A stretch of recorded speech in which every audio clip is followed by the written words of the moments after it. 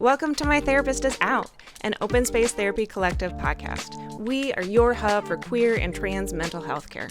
Each episode, we talk with one of our open space therapists or LGBTQ community member about mental health and building community. I am your host, Renae Johnson, they, them.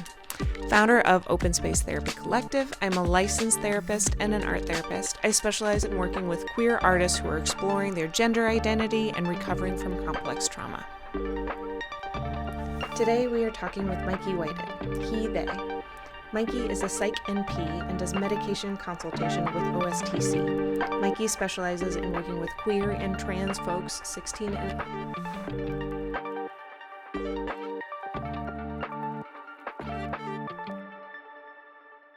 As we dive into today's topic, please keep in mind that this is a mental health podcast. We will talk about sensitive and difficult issues that are not appropriate for all audiences. Please take care while listening. Hi, welcome to My Therapist is Out, an open space therapy collective podcast. We are so lucky to have Mikey Whited, Psych NP, back with us again today. Hello. After our last episode, which had really great response. That's awesome. Yeah. I'm looking forward to doing the next episode and kind of tackling the next set of topics. Yeah. So this one's a little, we were talking before, we're talking about mood stabilizers today. And this one's a little more tricky than SSRIs. And I'm going to let you kind of give the entry into why. So the reason is, so SSRIs is a class of medications, like a specific type. And that means like SSRI refers to how the medication works. Mood stabilizer refers to what the medication does, and therefore there's a bunch of different types of medication that people put in that category. Also, technically, because you are stabilizing a mood, the SSRIs are mood stabilizers. They're just mostly used to stabilize and lift up your mood and bring down your anxiety, which are both things that are part of stabilizing someone's mood, but it's not necessarily like what people call when you say when you say someone's taking a mood stabilizer. Usually those are referred to as your antidepressant. However, they are stabilizing your mood, but the difference is if you're somebody who has more of a bipolar style brain chemistry, that just an antidepressant alone sometimes pushes people up too far into what we call mania or hypomania, which is feeling good, but feeling far too good, and basically your engine's running way too fast.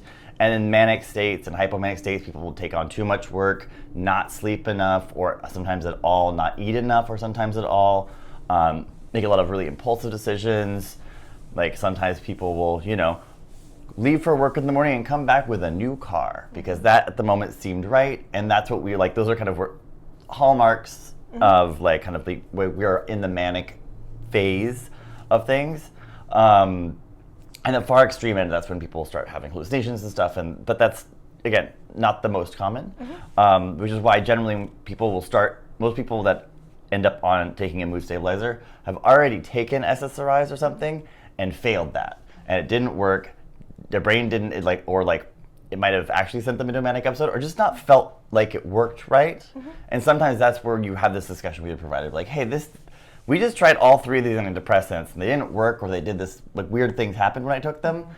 Maybe we should try a different route, because there's also what we call bipolar depression, which is having more of a bipolar brain chemistry and style of kind of your mood episodes, but you don't have that manic stuff. And a lot of people, there's ads on TV talking about bipolar depression now, but no one seems to know.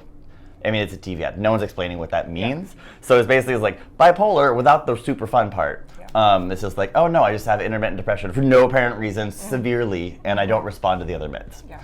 And I think that's a good thing to kind of piggyback on our last episode about SSRIs is there's no right or wrong med for anybody. You've got to try different things, and if a med doesn't feel good, work with your provider to try different meds. Right, or like, maybe there's something that you do like about it, but there's a side effect you don't like, and that can be worked with. Like sometimes, like we talked about, like sexual dysfunction with SSRIs, sometimes we add a little bit of Wellbutrin or a little bit of a different thing, and the sexual functioning comes back. And then we've got the effect we liked and and we don't have the side effect we didn't like. Sometimes that works, sometimes it doesn't. So it's really it has a lot to do with having a good, trusting relationship with your provider and being able to come to them. And we can't help on the provider side, you can't help what you don't know about. And sometimes people feel really ashamed that something didn't work and like they're gonna let the provider down. We don't care if it, we don't care what it was that worked. We care if it worked. Yeah. Like that's really where we're coming from. And so like, you know, I don't care which company or what med it was that made you feel okay and able to function. I care that you are. So, you know, that's kind of the thing there. And I think that's really important because we'll have a lot of clients that are like, well, I tried this med, I didn't like it it didn't do what I wanted to do, it was a side effect, whatever it was. But then we find that they're not going back to their psych provider because they're worried about being judged. They think, well, this medication didn't work, so none of them are going to work. They don't, like, they're inexperienced in working with psych providers, so they don't know how to explain what's happening. And so a lot of times with their therapist will help give them language. Like, this is what I'm hearing you say. Does that feel right? This is what a psych provider will understand if you explain it like this. Right. And I've also talked to a lot of people about this in the past, and like, you don't like the term, or like sometimes like I'm working with somebody and they really are triggered by certain terms that I'm using. So we'll try and find different ones. Like I had some people that like really do not like be called, like manic depressive is a really bad taste in their mouth, so just bipolar. But we can talk about high energy versus low energy states. That's also fine. It depends on what you're comfortable using, what language you use. The provider should be mirroring, but sometimes also people are using terms that are more, they make sense in their own experience in their world that don't line up with the medicalese that we speak. So, you know, you can like, here's like an easy example. Someone's like, you know, I just don't feel right and I can't settle and like blah, blah, blah. And I was like, I think you feel agitated. And they're like, no, I feel like I drank too much coffee, but I didn't have any today. That's agitated for us. For you, it's I feel wigged out and had too much coffee and I feel tweaky. Now that term is not what we're gonna write down, but you see what I mean? Like it has to do with that kind of stuff. So we're definitely working with your therapist, can help give you the language that will make it easier to have that conversation with your provider. Also, a lot of the providers, I mean, you're probably not going to have a super long visit with them. So if you have, you know, 30 minutes in which to describe stuff, and you can come in with this set of words that they understand, and they're like, oh, okay, so if you're experiencing that, then I would recommend going this way. That could be very helpful. So it really has to do with kind of the relationship, and also, you know, if you have a therapist that you're working with, tell them what's going on, and they will be able to help. Be like, hey, I want to know, when I talk to my provider, how would you recommend I talk about this? Because it may just speed things up. Yeah, I know even from my own experience, when I'm like in a place, I have a hard time putting language to it, and that's a fun like dyslexic prize. And so like talking with other professionals and being like, what is happening and diving deeper into it, or even talking to my partner or friends being like, what are you seeing me experiencing, or what are you hearing that I'm saying, will help. And then I will write it down and go in and be like, this is what's happening. Because when I sit with a provider and I'm not doing great, I lose a lot of that language. Yeah, I mean, there's that depression brain fog, or whatever you want to call it, ADHD fun bag. Who knows what today is going to be like. So how, let me back up. What are some examples or names of mood stabilizers that people would recognize? I was going to say, so like, other than that broad term of like everything could be a mood stabilizer if you want it to be. So I'm going to go through a couple of medications, we're going to talk through them, and almost none of them are actually, so lithium is a mood stabilizer. It's one of the ones we all know about. It's got a real bad rap because people have had it forever and there's bad stuff. Lithium is a great medication. It's the only med we have that has clinical data that is shown to reduce rates of suicide. That's huge. It's a big deal. Huge. Now, it's a bitch to be on. It's horrible. Well, it's not horrible, but like, you know, you have to take it 2 to 3 times a day. You need to, it's a naturally occurring salt, so like, you know, you're gonna need to keep pretty regular nutrition, hydration. If you have running a marathon, you need to factor in that you're going to be sweating out more of it than we need to. You know, there's that kind of stuff, but also works.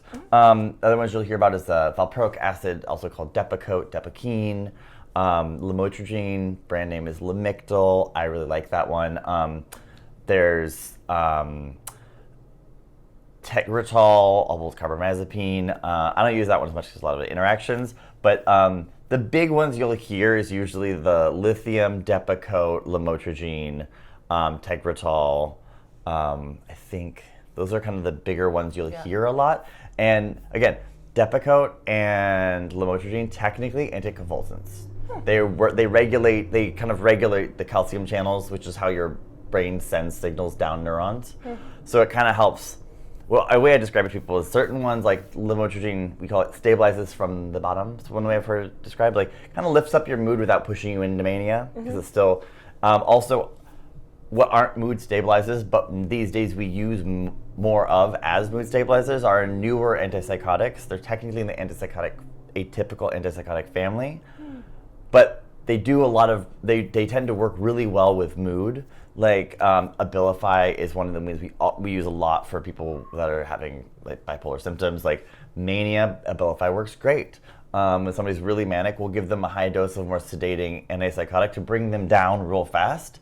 So then we can have a conversation with them about where we want to go next. But you can't have a conversation with somebody who's hasn't slept in 3 nights. Yeah.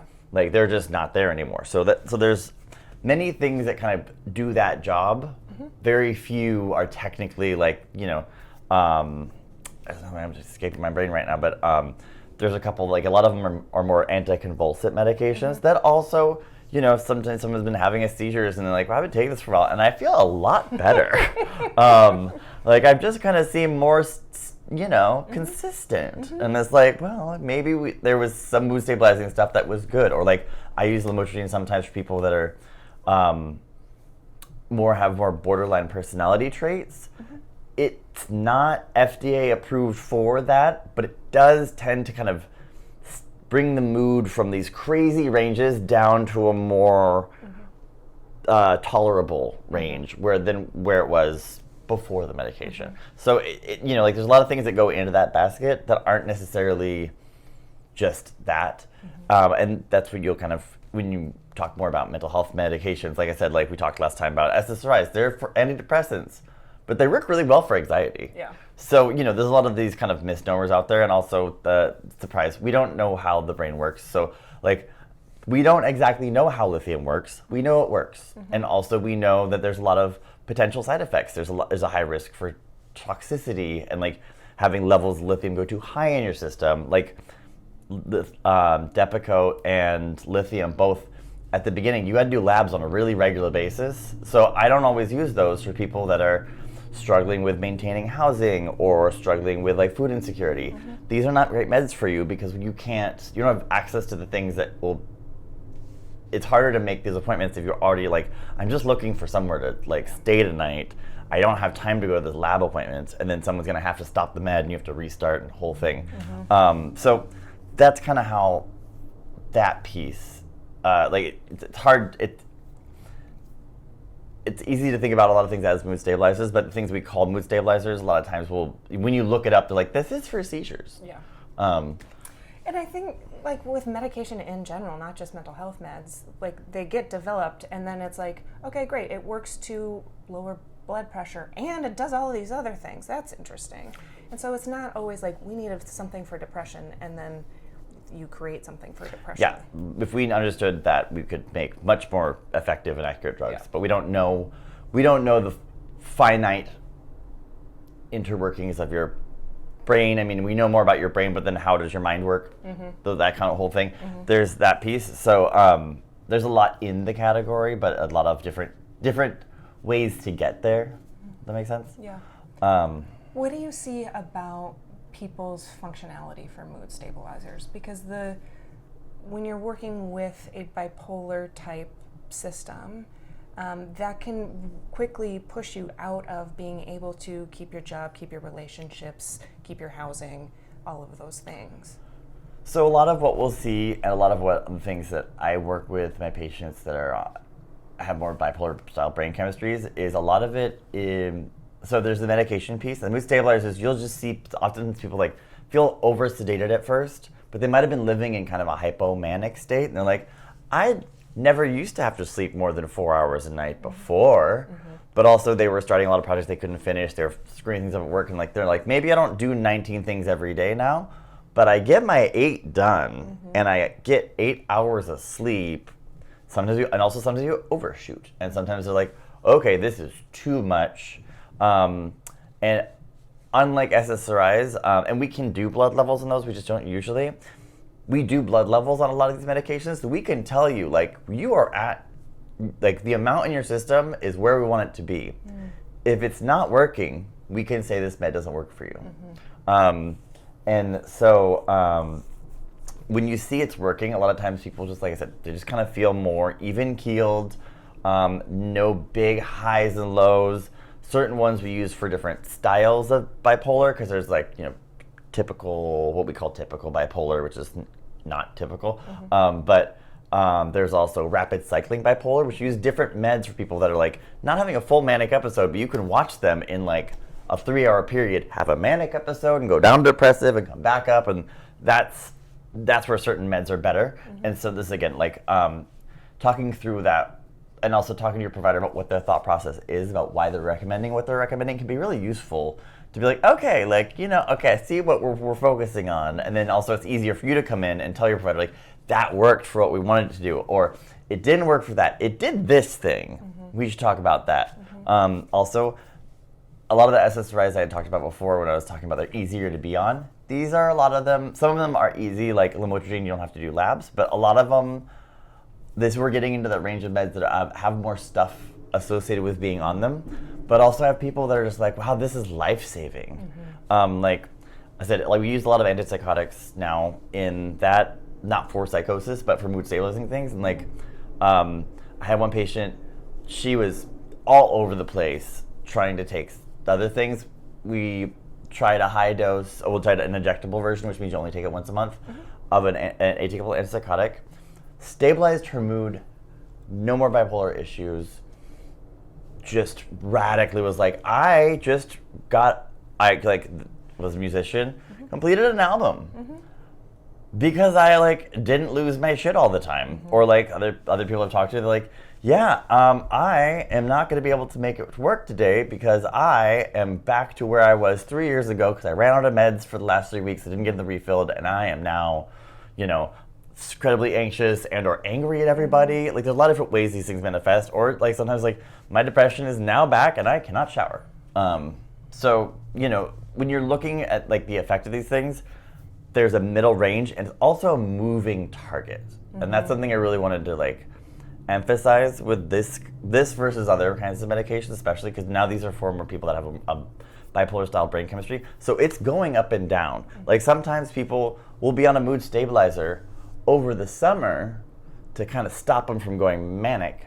But in the winter, when they tend to get more depressed, they'll be on an antidepressant, and that tends to work. But you work with your, also having support systems is very important. So, like, you work with your, you know, intimate partners, family, whatever, who's around you, your support network, and your provider to be like, okay, like, I may not believe this, but the person I live with told me to tell you that this happened. And I was like, oh, yeah, I'm glad you told me. That doesn't sound like where you've been the last 6 months, so let's talk about it. And a lot of it has to do with, like, baseline monitoring, and people around you will notice when things are off. And so that's a really good resource for this kind of, especially with mood stabilizers. Like, you know, if you're like, my husband is very upset with me now, and I understand why. I don't know why I did that, but I did it, and I need it, you know, like, you can tell something's off. That moving target piece is really interesting, and especially, like, because these medications can be more difficult to take and manage, and to know that, like, it's not just, okay, great, I get this amount of milligrams of this thing and then it's fine forever. It's, with mood stuff, I think especially, you gotta pay attention to it because it's not going to be consistent all the time. And also, life happens. And this is something else to talk about. People's like, yeah, we've managed bipolar. That's great. You still have X, Y, and Z stressors in your life. And people, in general, humans experiencing these things will have feelings. And we don't want, you aren't going to have no feelings. You're not just going to feel great all the time. That's not human. Humans don't feel great all the time. So also, this is something that I think, especially not as much in my area, but more in the therapist area, is really your therapist to be able to walk you through, like, that was a normal emotion in a normal range of mood for that thing happening. This feels very typical and explainable and understandable that you feel this way because of this. Whereas, like, with, you know, a depressive episode with bipolar sometimes is like, I'm having a great day. Why am I crying? Like, everything in my life is going wonderfully. Why am I unable to get out of bed and sobbing? That's something, the brain comes, something's off and it's detached from other things. And that is kind of, for me, like a lot of hallmark of like more bipolar style things is like, well, this happened, and things can trigger a manic episode, trigger a depressive episode, but also sometimes they're like, well, this just showed up out of nowhere, and it's like, I feel like there's an elephant on my head today. What happened? Like, I slept well last, what is going on? So, you know, it's that kind of stuff, and figuring out what your baseline is and what is normal for you is very important. Yeah, I think that's really a good way to explain it. And I think anger, you mentioned this earlier, but anger also just kind of popping up out of nowhere or having big anger for things that may be kind of small is another really great thing to track. Right. I mean, and also that happens where, like, that also happens to people that are struggling with borderline. There's also happens with neurodivergent people. Like, there's lots of different things. That's why, like, it's always very important to talk through it and give it, like, you know, we can name it, but do we name it right? And, like, going back and, like, you know, it's one of those things, like, there's only 1% of people that have bipolar and borderline, and this is something that your patients probably won't know a lot about. But, like, for me, it's almost like a constant struggle. Is like when I first meet somebody, I'm like, is this one the other? It's very rarely both. Can be both. That's why there's like this. I was, before we recorded this, warned you, like, you're gonna get a lot of it depends answers from me today, because we're now getting into that the higher level of, like, what behind the curtain, and hopefully there isn't a curtain, but, like, what the thought process of your provider is like, hey, like, you could tell me these things and I'm feeling like maybe it's this, but I'm also not ruling out it's not this. And so, like, we are going to work together to figure this out. And it's frustrating a lot, especially when you're first beginning care and you're like, I don't know, did we pick the right name? Like, you know, it's, especially in this department is where, like, it's a lot of gray areas and picking what works for you. Because, you know, like I said, there's certain meds that'll work better. And some people don't, that have bipolar brain chemistry, don't need a mood stabilizer in what we classically would call them. They get an atypical antipsychotic, which functions as a mood stabilizer because it has serotonin regulating effects. And also, we don't have an injectable form pretty much of our mood stabilizers, but we do of the antipsychotics, and they're great. That we are a big fan of those.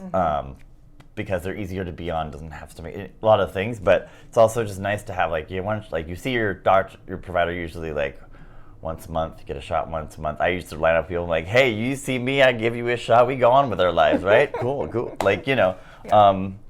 Yeah, and maybe we'll do some antipsychotic stuff in the next one, because I think those especially have such stigma to them that isn't needed. It is not needed. It is warranted, and this is the thing is, you do need to get your labs done, because they can have serious side effects, and this is something that, like, I don't want to take it lightly, that these meds are life-saving, but they can also be life-ending, and, like, that's something I don't want to scare people about. 99% of the time, we don't start you with doses that are threatening your life, ever. No. But at the same time, like, you know, like Depakote, for instance, that is a great medication. That can be a real hard thing to be on for some people. Alcohol is a terrible idea, so it can be really hard. It can be harder on your liver. It can be harder on your pancreas. You need to have certain kind of, like, not huge diet restrictions, that one, but you know, you still got to get your labs done and have your liver and metabolic checks. It can mess with thrombocytopenia, which has to do with, like, blood counts and stuff, and, like, things that we will just monitor for. But, like, when I mention them, someone's like, oh, I don't want to take that, I'm going to get X, Y, and Z. And it's like, that's not necessarily true, but, like, we need to monitor for it to make sure we're not going that direction. A lot of times you'll catch everything long before it gets bad and you can change course. Or you're like, well, this is the only thing that's really working. How can we keep it working and keep ourselves rolling? How would you categorize that with it being an addictive medication? Because we'll get a lot of worry about medications being addictive, or like if I decide I don't want to take this anymore, they said I can't just stop. Like, so how a lot does of this fit in? The I can't just stop thing, and I think we talked about it maybe a little bit last time. Some of them, if you just stop, you're gonna feel terrible because you should step down the dose. Like a lot of medications, your body likes consistency, and if you've been taking something for a long time at a certain time, certain dose, if you're doing all those things that I would talked about before, like try and take it every day at the same time, trying to take it, same situations, and you stop, your brain gets very mad, and it's very sensitive, and it will get very mad at you. And when I say mad, I'm like, you could have a serious depressive episode, you could have suddenly like go into rapid cycling, lots of things can happen. And it's not that like it's a physical addiction, it's just like it's getting more like a lot of them are gonna kill you if you stop. Like if you just stop taking lithium, physically speaking, your body just does what it's gonna do. You feel crappy, you don't like it, you stop Depakote all of a sudden, you're like, I haven't slept in 3 days, what the hell? And it's not that you're like not sleeping because you're in withdrawal. Their brain chemistry is now trying to figure out what it's going to do with itself, and it's going to revert back to things it was doing beforehand. So none of the things in the antidepressant category are what we call the fun drugs. Like they're not terribly usually abusable because taking extra doesn't feel good. There are certain things, as one in particular in like the antipsychotic family that people tend to really somehow like to snort. Does not sound fun to me, but like people do it to get high. Things in this category, for the most part, they're not the fun ones. You're not going to get, no one's going to sell in the street. Nobody's handing out baggies of lithium. I mean, you go to certain festivals, I don't know. But also, there's also dose-dependent things. Like with lithium, I love him to death. Had a very young roommate at one point who was like, yeah, I'm taking lithium now. And I was, before nursing school, but still very concerned. I was like, what do you mean? And he was taking 5 milligrams of lithium a day. Now, therapeutic doses for lithium for an adult human, generally between 900, sometimes 16, I think 16, 18. But like, it's up there in the range of how much you take per day. 5 milligrams a day is, have fun. Yeah, what is that going to do? That's like putting salt on your food. Yeah, exactly. And I was like, at that point I didn't really have the language to tell him, like, I have a very strong feeling this is not doing anything, and maybe you just shouldn't smoke 7 blunts a day. And he's like, no, that's not the problem. I'm going to do lithium. Everything will be fine. I was like, okay. When you finish that novel you're working, you let me know. But, you know, like, it's important to look at, like, the scope of things. Like, lithium's a naturally occurring element in the world. And we happen to find out that it really works in this situation. Again, nuances of brain science, we don't exactly know. Other ones we know a lot more about how they work. Lithium's is like kind of like, there's a bunch of different competing theories, and I'm not going to get into them, but like there's a bunch of different people, we have a good idea of how it's working, not particularly why. Or like, you know, also with like lithium stuff, we're going to need to do labs because thyroid issue is a big deal. Also, someone having thyroid issues will look bipolar. So a lot of times there's labs we do at the beginning when someone's like telling me these things, and I'm like, my brain, my clinical brain is like leaning like, this is sounding very bipolar to me. Don't want to say that right now because I feel like that will be very upsetting for you, but we're going to do labs first. Like a lot of times we're starting somebody, a lot of times also with the bipolar brain chemistry, there's a lot of heredity to it. So when they're asking you about family history, be as honest as possible, but also we know that a lot of people aren't getting diagnosed with these things, but you may have that really uncle who just kind of like was sometimes amazing and sometimes terrible and never really kept a job that long but never got any treatment. And you know, all these things, and people will look back. I was talking to someone and they're like, yeah, so like after we talked more, I realized several of my family members probably would have a bipolar diagnosis. Like, yeah, I was also wondering, but like, you know, when you first meet somebody, I'm a stranger. I don't expect you to be completely honest, but like, you know, or people are like, I expect this person's bipolar, and there's the TV version of bipolar, because their mood goes up and down really fast. I'm like, that's not usually what we see. What we usually see is like a broad, gradual change to like, oh, this is a new person, and then a week later, oh, this is a new person, and then this is another new person, and not like full personality change necessarily, but like scraping off the ceiling or off the floor. Yeah. We talked about with SSRIs having a point where you might not need them anymore. Does that work here? Because with like a bipolar brain chemistry, that's a different type of thing than we were talking about with SSRIs. So no, it's different. Now, some people that are taking antidepressants have depressive brain chemistry changes where they're going to be on antidepressants lifelong. Not a big deal. With these, you're probably going to be on them lifelong. Now, again, this has to do with getting to that good combination for you. Also, a lot of these meds you cannot get pregnant on. Your baby will be born with a partially formed spinal cord, and that's bad. It's very bad. We don't like it. They don't usually survive. And it's really traumatic for the person that gets pregnant, all that stuff. So like, again, there's a lot of reasons to change our meds sometimes. Like I worked with someone who's like very stable on this one regimen, was like, I've been doing this for 10 years. I don't want to mess with it. It is golden. I was like, cool. Like, but I'm also working getting pregnant. I was like, we have to change it. And like we are able to find a new regimen that they were stable on, that they could get pregnant on, which was great. But that being said, that also may not be an issue for a lot of people. And sometimes they're like, hey, it's not part of my life plan. I'm not planning on it. Or I had some people like, so I just got pregnant, fun story. And I was like, okay. And they're like, so, and that's when we had that talk, like, is this something, are you going to complete this pregnancy? Is that going to be functional for you? And sometimes they're like, no. And so it's no longer an issue. Or sometimes it's like, well, now we've got to rechange things, and that's fine. Yeah. So, and it doesn't mean you can't go back to it. Like if you're on a regimen while you're pregnant or breastfeeding or whatever it is that you need to do, and it's not as great as what you were on, when you're done, you can go back. Absolutely. And, lifelong, also, like I said, sometimes things can change, and brain chemistry has changed. Your brain now and your brain at 16, very different creatures. We can all agree on that. Yes. Now, that being said, I had tried certain meds when I was like, younger, that I'm almost like, sometimes I was like, perhaps we should revisit that now. My brain chemistry has naturally changed. Doesn't stop. Brain's not fully formed till 25.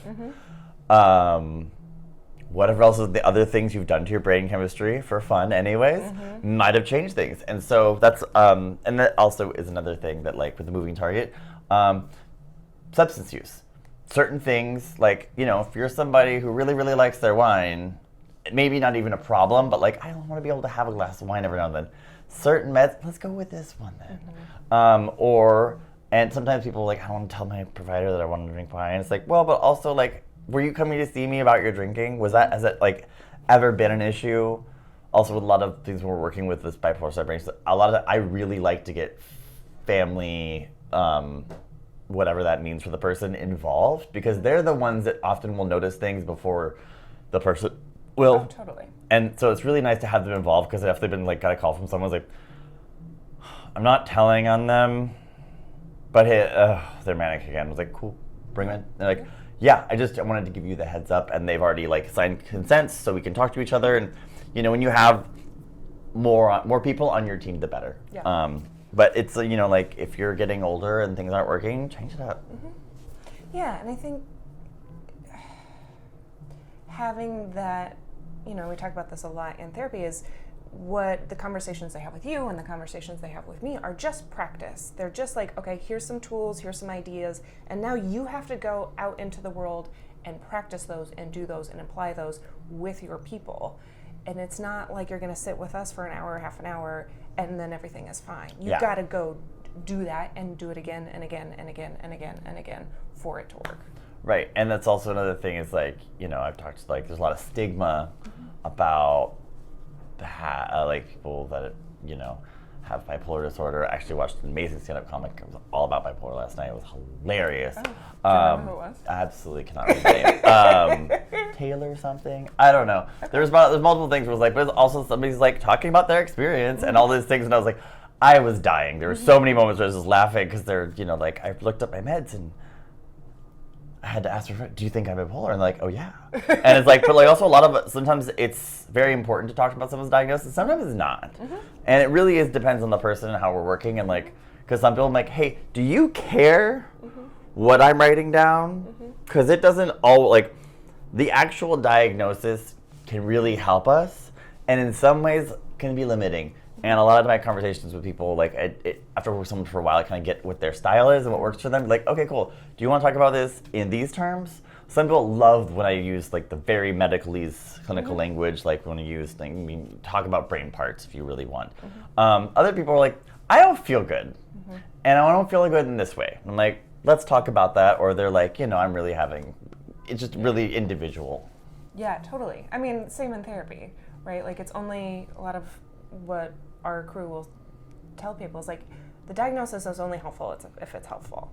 Like, and I've got a lot of opinions about this too, I'm sure you do also, but having like gender dysphoria in the DSM is a whole thing. We won't get into that. Oh yeah. But we put it in there if somebody is trans or questioning or having any of those type of experiences, because they need that diagnosis for later if they want to do any gender-affirming medical treatment. Exactly. And so then it's helpful, and that's why we do it. And yeah, and in that way, we're working within a system, and I have that conversation a lot with people. I'm like, hey, especially with that particular diagnosis, which I've worked with a lot, I'm like, hey, so I know you aren't technically upset about this, but the way our system works is you have to have a problem to get treatment for it, which is stupid. However, you know, it's the same thing as like having a menstrual period. Is not technically an illness, but it sure needs help sometimes, and that's when, like, or like, you know, someone is pregnant. It's not a disease. You are having a parasite, but like at the same time, like the way we treat it, we have to look at it as a problem, because otherwise your insurance won't pay for you not having a problem. Right. So, and like, you know, I talk about that with people, like sometimes like, you really fall between these two things really well, so I'm gonna put them both down.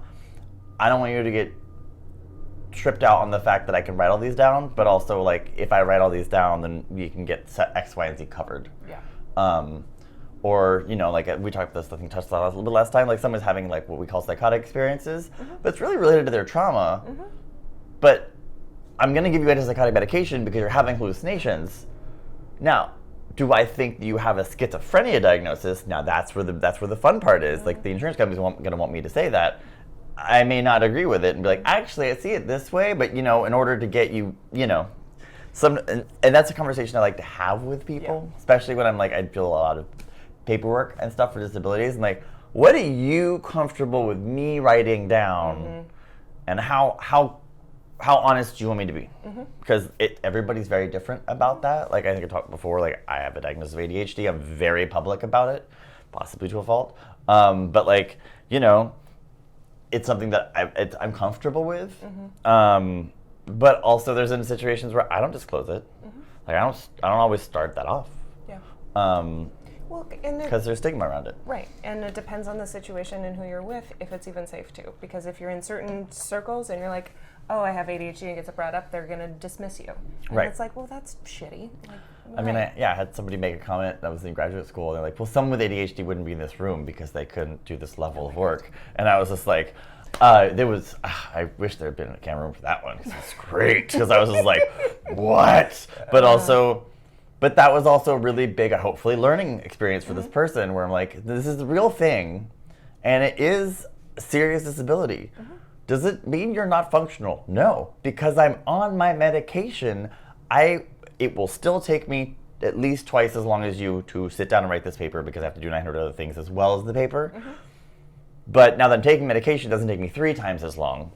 And so, you know, like, that kind of stuff. Yeah. So it's really where you do and do not choose to disclose on that, but also like the diagnosis in those cases is like helpful for your provider and you, but maybe not everybody. Yeah. Like, there's a lot of stigma out there about like bipolar, manic depressive, and it really prohibits a lot of people from accessing care, because there's also what's called bipolar 2.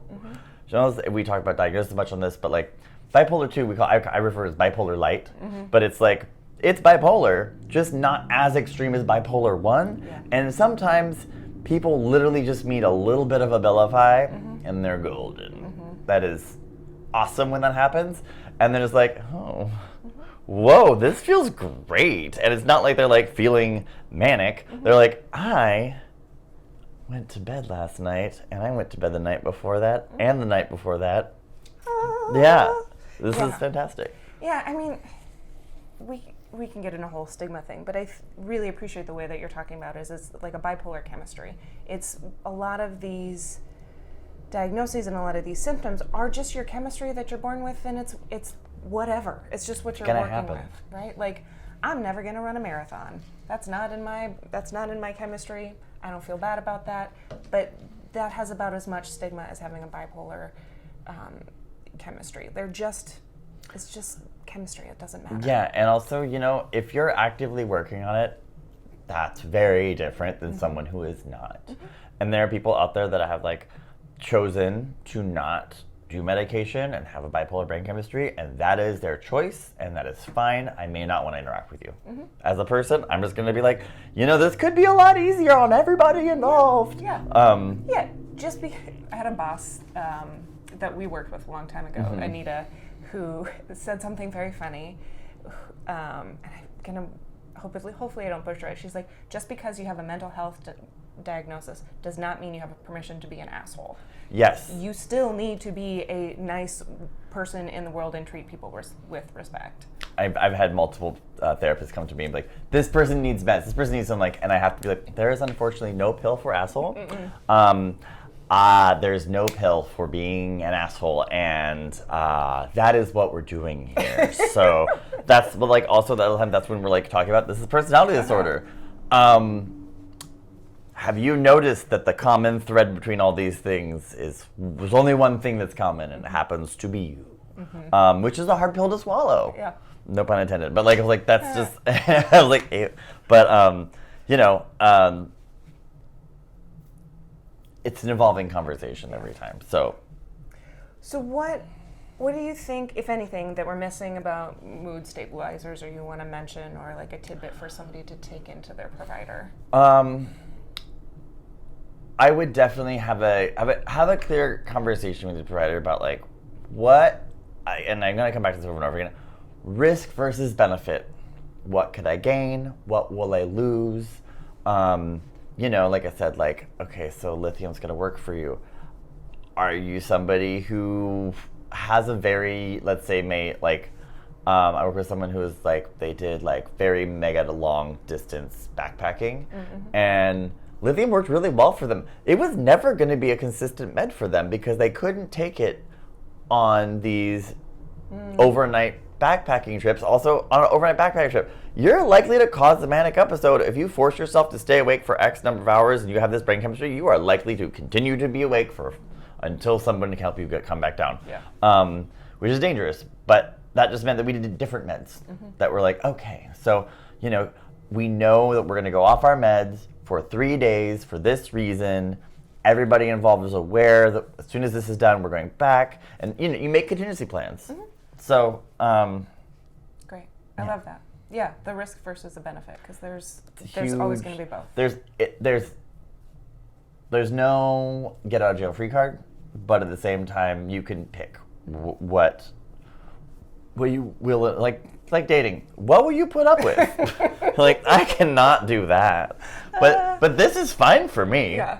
I'm going to start calling it dating. Yeah, medical dating. Yeah. It's like, did we break up? We did. We got back together. It was a little rough for a minute. We had to talk it out. But I think we've all done that with our meds. Like, oh, no. Never seeing you again. Okay. I really miss those long walks without the voices. Well, thank you so much for being here. This is always so helpful. I know I always learn so much, even though I've been doing this for over a decade, so thank you. To end, how we've been ending is, what is a moment in the last week or two where you really felt connected to your queer community? I've been going a little past week or two, but it was just Halloween. It's my favorite holiday of all the time. I just had a really lovely several days in a row of just being around. I had chosen family and looking ridiculous, as I like to do. And it was just really nice to just kind of like come home and be like, all right, I got to go out in ridiculous and my dress and heels and my beard and be around all these people that I absolutely love and get home safely. And it's just, I mean, it's the joy of Halloween. It's, you know, Perfect. be who you're not. Yes. Or are. Or the other you. Yes. Yes. There's nothing like gay Christmas. Oh, God, it's the best. Well, thank you so much. If you have any questions for Mikey, you can email us at info@openspacetherapycollective.com, and we'll pass those on to him. You can follow us on Instagram, TikTok at Open Space Therapy, or My Therapist Is Out. And we will have Mikey back probably in a couple months to talk about the next thing. So if there's something you want to hear about, let us know, and we will talk about that med or that diagnosis. Yeah, if there is a topic that we would like to be covered, that would be really helpful for us. It's down to answer it, and we'll see what you want to know. Cool. All right. Thanks. Bye, y'all. Thanks for joining us. If you're in California and looking for a therapist, visit our website at openspacetherapycollective.com and book a free intro call with one of our therapists. If you're enjoying My Therapist Is Out, please rate, review, and follow us on Spotify, Apple Podcasts, and YouTube. My Therapist Is Out is an Open Space Therapy Collective podcast. Our therapists are Renae Johnson, Kristen Crow, Debbie White, Jenny Nigro, and Tara Friedman. Our podcast editing is done by Smash and Grab Studio. We'd love to hear from you about today's topic, so you can email us at info@openspacetherapycollective.com. You can find us on TikTok and Instagram at My Therapist Is Out and Open Space Therapy Collective. Thanks for listening.